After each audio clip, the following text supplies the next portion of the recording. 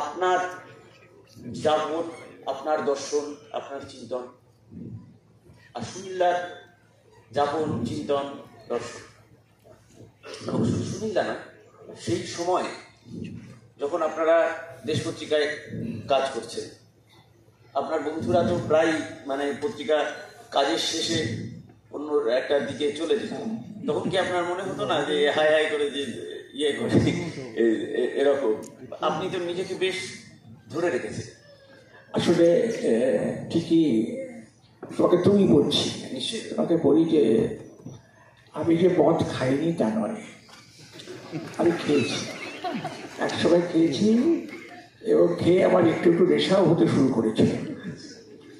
তারপরে যেটা হলো, সকলের জীবন তো এক পথে যায় না, আমাকেও আমার একটা অন্তর্গত বিষাদ আছে, সেটাকে আমি মিলাঙ্কোলিয়া বলে জানি, একটা ভীষণ ডিপ্রেশন।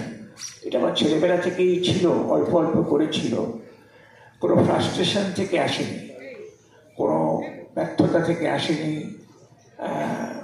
বা কোনো একটা শখ পেয়ে হয়েছে তাও নয়, কিন্তু সেটা এসেছিল একটা অস্তিত্বের সংকট থেকে। আমার নিজেরই যখন আমি 6-7 বছর বয়স, তখন থেকে আমার মাঝে মাঝে 4-5 মিনিটের জন্য একটা অদ্ভুত আইডেন্টিটি ক্রাইসিস তৈরি হতো। আমি চারদিকটাকে চিনতে পারতাম না, আমি কোথায় আছি, কেন আছি, চারদিকে আমার এগুলো কী, এগুলো আমার কাছে সম্পূর্ণ কুড়িয়ে যেত। তখন আমি মাকে জড়িয়ে ধরতাম যে মা, আমার মাথা কেমন করছে, তো মা মাথায় হাতটা ঘুরিয়ে দিতেন।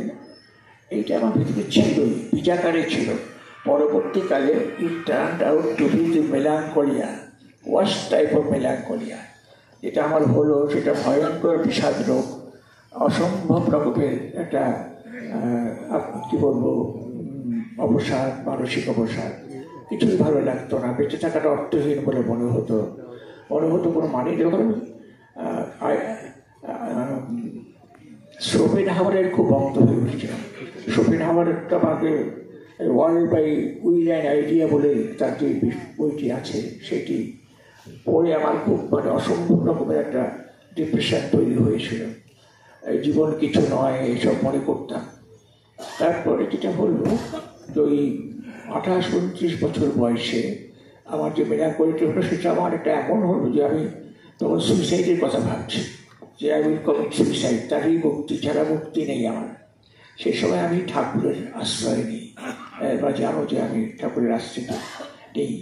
নেওয়ার পর কিন্তু আমার বিষাদ রোগটা কেটে গিয়েছিল। ও তারপর থেকে আমি নানানভাবে, যখন খুব নাস্তিক ছিলাম, ভীষণ কিছুই বিশ্বাস করতাম না, ঈশ্বরের কোনো কিছু না, ধর্ম সম্বন্ধে তো বামপন্থীও ছিলাম একটু।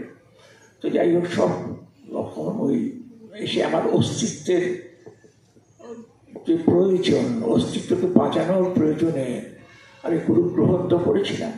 এবং তখন আমার মনে হয়েছিল যে গুরুকে যখন গ্রহণ করেছি, তখন তার অনুশাসনটা আমার মেনে চলা দরকার। তখন আমি এগুলো ছেড়ে দিই, এই বর্তমান ইত্যাদি সব আমার জীবন থেকে তখন চলে যায়। আমি তখন বিদ্রুপের শিকার হচ্ছি, অনেক রকম বন্দ্যোপাধ্যায় অনেক রকম ঠাট্টা কি করছে, কিন্তু আমি কোনোটাকে আমল দিতাম না।